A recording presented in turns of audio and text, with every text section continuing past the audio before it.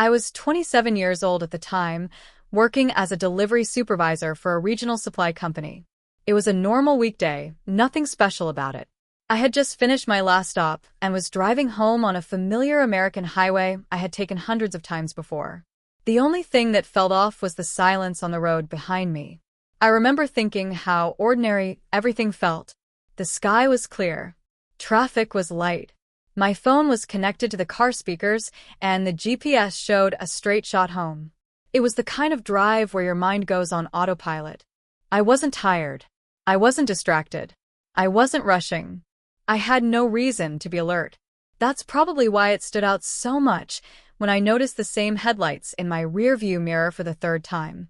At first, I assumed it was just another commuter heading the same direction. That happens all the time on highways. Cars stay together for miles, then split off without you noticing. But something about this felt different. The car stayed back just far enough that I couldn't see the driver. When I changed lanes, it changed lanes. When I slowed slightly, it slowed too.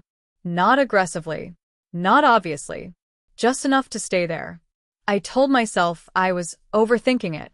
I'd had a long week. My brain was probably filling the quiet with nonsense. Then my phone lost signal. The GPS froze for a second and recalculated.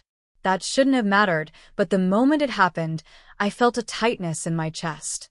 The highway ahead looked darker than usual, with fewer exits and long stretches without lights. I checked the mirror again. The headlights were closer now. Still no high beams. Still no honking. Just there. I remember thinking how strange it was that no other cars were around anymore. 10 minutes earlier, the road had been steady with traffic. Now it felt like I was driving through an empty tunnel of asphalt. That's when I noticed something else. Every time I glanced at the mirror for more than a second, the headlights would drift slightly to one side. Almost like the driver didn't want to be seen looking straight at me. I laughed quietly and shook my head. It sounded stupid even in my own thoughts. I told myself it was nothing. Just another car. Just another night. But my hands had tightened on the steering wheel without me realizing it. And somewhere in the back of my mind, a simple thought kept repeating. If this was really nothing, why did it feel like the drive had already gone on too long? I was driving west on Interstate 70 through a quiet stretch of Indiana. It was just after 9 p.m., early enough that I didn't consider it late, but dark enough that the highway felt empty between exits. The air was calm, no rain, no fog, no weather issues at all. Everything about the night felt stable and predictable. I had finished my shift earlier than usual. My job required me to oversee late deliveries, and that evening I was covering for another supervisor who had called out. Once the paperwork was done, I headed straight home. I didn't stop for food. I didn't make any calls. I just wanted to get back and sleep. The highway itself was familiar. Long straight lanes, wide shoulders, occasional truck traffic, but mostly passenger cars that passed and disappeared into the dark. On both sides of the road, there were flat fields and tree lines that blended into blackness once the sun went down. I was alone in the car. No passengers. No radio hosts talking loudly. Just the low hum of the engine and the sound of tires on pavement. I usually liked drives like this. They gave me time to think without being interrupted. I remember passing an exit with a gas station and a fast food place. I considered stopping but decided against it. I had enough fuel, and I didn't feel like breaking the rhythm of the drive. My plan was simple: stay on the highway for another 40 minutes, take the same exit I always did, and be home before 10. My phone sat in the cup holder, screen dark. The battery was still half full. There was no reason to use it. I wasn't expecting any calls or messages. There were other drivers on the road, but none close enough to pay attention to. A semi-truck passed me at one point, its lights bright and steady, then it pulled ahead and disappeared. Another car merged behind me a few miles later, but I didn't think anything of it. That happens constantly on interstates. The dashboard clock ticked forward quietly. The temperature inside the car was comfortable. Nothing felt rushed. Nothing felt tense. At that point, there was no sense of danger. No warning signs. No sudden fear. It was just a normal drive home on an American highway, The kind of routine moment you forget as soon as it's over. The first thing I noticed was how quiet the road had become. Not completely silent, but empty in a way that felt unusual for that time of night. I checked the dashboard clock again. It was still before 9:30. I passed another exit and realized no one had merged on or off in a while. The lanes ahead of me were clear. The lanes behind me were mostly clear too, except for one set of headlights. They were still there. I hadn't been tracking them on purpose, but they stayed in the same spot for several miles. Not close enough to feel aggressive. Not far enough to disappear. Just far back, steady and patient. I adjusted my speed slightly, dropping a few miles per hour. The headlights slowed with me. I sped up again. They sped up too. That was the moment my stomach tightened. I told myself there were reasonable explanations. Cruise control. Someone tired and zoning out. Nothing about it was illegal or obvious enough to panic over. Still, I checked my mirrors more often than before. The highway lights grew more spaced out. Between them, the road fell into complete darkness for several seconds at a time. Each time I passed through one of those dark stretches, the headlights behind me seemed brighter. I heard a faint sound over the road noise. At first, I thought it was my own engine. Then I realized it was a low clicking noise like a turn signal being used too slowly. I checked my dashboard. My signal was off. The sound stopped as suddenly as it started. I shifted in my seat and rolled my shoulders, trying to relax. That's when I noticed my hands were damp on the steering wheel. I hadn't felt nervous a moment earlier. I glanced at the rearview mirror again and caught something strange. For a brief second, the headlights swerved slightly, then corrected themselves. It looked like the driver had leaned or moved inside the car. I looked away, then back again. The car behind me had turned off its interior light. I knew that because, just a moment earlier, I had seen a faint glow inside their windshield. Now there was nothing. Just two headlights and a dark shape behind them. I passed a sign showing the next exit was still 10 miles away. That felt farther than it should have. The road noise inside my car suddenly seemed louder, like the silence outside was pressing in. Every sound felt sharper. Every mirror check took a little longer. I tried to focus on the lines on the road. Stay centered. Keep driving. But the thought had already settled in my mind, quiet and uncomfortable. Something about this wasn't normal. The distance between me and the car behind me started to close. Not all at once. Slowly. So slowly, I almost convinced myself it wasn't happening. I watched the gap shrink in my mirror. The headlights grew wider, brighter, filling more of the glass. I eased off the gas again, hoping the driver would pass. They didn't. Instead, the car stayed directly behind me. Too close now. Close enough that I couldn't see their license plate, only the glare of the light. I changed lanes to the right. Within seconds, the car changed lanes too. My heart rate picked up. I told myself this still didn't mean anything on its own. But the road ahead was empty, and the road behind me belonged to that one car. I reached down and turned off the radio completely. I wanted to hear everything. The sound of tires on pavement. The engine. Anything else. That's when I noticed something new.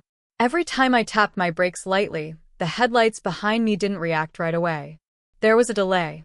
A half second too long. Like the driver wasn't watching the road, but me. I felt boxed in by the darkness around the highway. The shoulders looked narrow now. The fields on both sides were black and open, offering nowhere to go. Another mile passed. Then another. The car behind me moved even closer. I could feel the pressure of it, like someone standing too close in a line. I couldn't see the driver's face. I couldn't see how many people were inside. I checked the next exit sign. Still 8 miles away. I thought about calling anyone, but my phone still showed no signal. The screen stayed blank when I unlocked it. That made my chest tighten even more. The headlights suddenly flared brighter. High beams. The light flooded my mirrors, washing out everything behind me. I lifted my hand to block the glare. My eyes stung. Then the lights went back to normal. That was deliberate. There was no doubt about it anymore. I felt a cold wave move through me as I realized I was being tested. watched, kept in place. I changed lanes again, left this time. The car followed instantly. There was no traffic to hide in, no nearby exits, no one else on the road. For the first time since getting on the highway, I felt truly trapped. Not stuck in traffic. Not delayed. Hunted. And whoever was behind me knew it. The car behind me suddenly surged forward. The distance between us vanished in seconds. I could feel the vibration through my steering wheel as they closed in. Then they swerved. The vehicle moved into the lane beside me, matching my speed. For the first time, I could see it clearly. A dark sedan. Older model. No visible damage. The windows were tinted just enough that I couldn't see inside. My chest felt tight as I turned my head slightly. The driver stayed just out of view, keeping pace. They weren't trying to pass. That's when the sedan drifted closer. Our cars were only a few feet apart now. If either of us moved the wrong way, we'd collide. I slowed down. They slowed with me. I sped up. They stayed exactly beside me. Panic set in. This wasn't subtle anymore. This was control.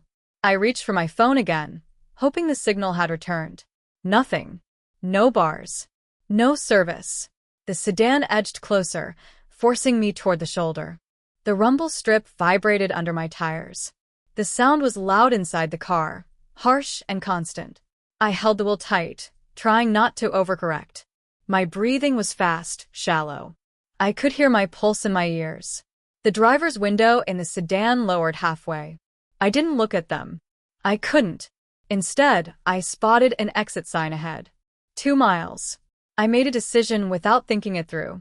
I slammed the accelerator. The engine screamed as the speed climbed. The sedan hesitated for a moment, then surged forward again. They were trying to stay with me. The exit came fast. I signaled hard and cut across lanes. My tires screeched as I took the ramp too fast. The sedan followed. The ramp curved sharply. I barely kept control as I flew down it. At the bottom, I swerved toward a cluster of lights. A gas station. I pulled into the lot at full speed and skidded to a stop near the front doors. I jumped out of the car and ran inside without looking back. The clerk stared at me as I shouted for help. Another customer turned around, confused. Through the glass doors, I saw the sedan slow at the edge of the lot. Then it turned around and disappeared back onto the highway. My legs gave out, and I sat on the floor, shaking. I had made it out. Barely. I stayed inside the gas station for almost 20 minutes. My hands wouldn't stop shaking. The clerk offered me water and asked if I wanted him to call the police. I said yes, without hesitation. 2 state troopers arrived shortly after. I walked them through everything slowly, starting from when I first noticed the headlights. They listened closely, didn't interrupt, and asked for details about the car. Dark sedan. Older. Tinted windows. No plates that I could see. One of the troopers exchanged a look with the other when I mentioned the high beams and the lane matching. That's when I realized this wasn't the first time they'd heard something like this. They asked to see my car. We walked outside together. That's when one of the troopers stopped and crouched near my rear bumper. He ran his hand underneath and went quiet. He asked me if I had felt anything hit my car. I told him no. No bumps. No sounds. He pointed under the frame. There was a small metal device attached near the rear axle. A GPS tracker. I stared at it, not fully understanding what I was looking at. The trooper explained it calmly, like he didn't want to scare me any more than I already was. It was magnetized. Quick to attach. Easy to remove. He asked me where I had parked earlier that evening. I told him about the warehouse lot where I worked. Large. Polili. Open to the road. The second trooper told me something that made my stomach drop. They had received multiple reports over the past few months from drivers on that same stretch of highway. Similar descriptions. A car following for long distances. Drivers being boxed in or forced toward exits. Most of them never saw the person inside. In 2 cases, the victims had disappeared for several hours before being found shaken but alive. Both cars had shown signs of trackers being removed after the incidents. The trooper looked at me and said something I won't forget. Whoever followed you didn't pick you at random tonight. They believed the tracker had been placed earlier, possibly days before. The driver wasn't just reacting to me on the road. They already knew where I was going, how fast I drove, which routes I took. The highway encounter wasn't the beginning.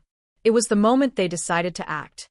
They took the tracker as evidence and escorted me home. I didn't sleep that night. Every sound outside my apartment made me sit up. A week later, I followed up with the police. They told me the investigation was ongoing, but they couldn't share much. No arrests. No confirmed suspect. The car was never found. What stays with me isn't the chase or the fear in the moment. It's the realization that someone had been watching my routine long before I ever noticed them. And that if I hadn't gone to that gas station, I might not be here to tell this story. I tried to go back to my normal routine after that night. I went to work. I drove the same routes. I told myself that whatever had happened was over. But normal didn't feel the same anymore. Every morning before getting into my car, I started checking underneath it. Not quickly, not casually. I'd kneel down and look carefully, even when neighbors were around. I never found anything, but I couldn't stop myself from checking. The police never called back with answers. Weeks passed, then months. Each time I followed up, I was told the same thing. The case was still open. No suspects. No new leads. What bothered me most was how ordinary everything still looked. The warehouse parking lot was the same. The highway was the same. Other drivers moved through it without fear, unaware of what had happened there. At night, I stopped taking the interstate. I used longer routes through towns and side roads, even though they added time. I avoided driving alone after dark whenever I could. If I had to, I kept the windows up and the doors locked, even while moving. Sometimes, when I'm stopped at a light, I feel the urge to check my mirrors over and over. Not because I see anything, because I don't. There are moments when a car stays behind me for more than a few turns. My body reacts before my mind does. My hands tighten. My breathing changes. I start planning exits that may not exist. The trooper's words still come back to me late at night. They didn't pick you at random. That thought never really leaves. I sold the car 6 months later. Bought another one. Different model. Different color. Different plates. But sometimes, after a long day, when I'm pulling into my apartment lot, I get the feeling that I'm being watched again. Not followed. Not chased. Observed. I've never seen that dark sedan again. I've never found another tracker. What scares me is that whoever put it there knew how patient to be. They waited. They planned. And if they were willing to let me go once. I don't know why. Because the truth is, I still don't know who they were. And every time I drive alone at night, part of me wonders if they're still out there, waiting for the moment I stop checking my mirrors. I tried to go back to my normal routine after that night. I went to work. I drove the same routes. I told myself that whatever had happened was over. But normal didn't feel the same anymore. Every morning before getting into my car, I started checking underneath it. Not casually, not quickly. I'd kneel down and look carefully, scanning every shadowed corner and tire well. Even when neighbors were around. Even when it seemed silly. I never found anything. But I couldn't stop. The police never called back with answers. Weeks passed. Then months. Each time I followed up, I was told the case was still open. No arrests. No confirmed suspects. No new leads. What bothered me most was how ordinary everything still looked. The warehouse parking lot where it had likely begun, the same. The highway. Empty stretches just like before. Other drivers moved through it without fear, unaware of what had happened there. At night, I stopped taking the interstate. I used longer routes through towns and side roads, even though it added time to my commute. I avoided driving alone after dark whenever possible.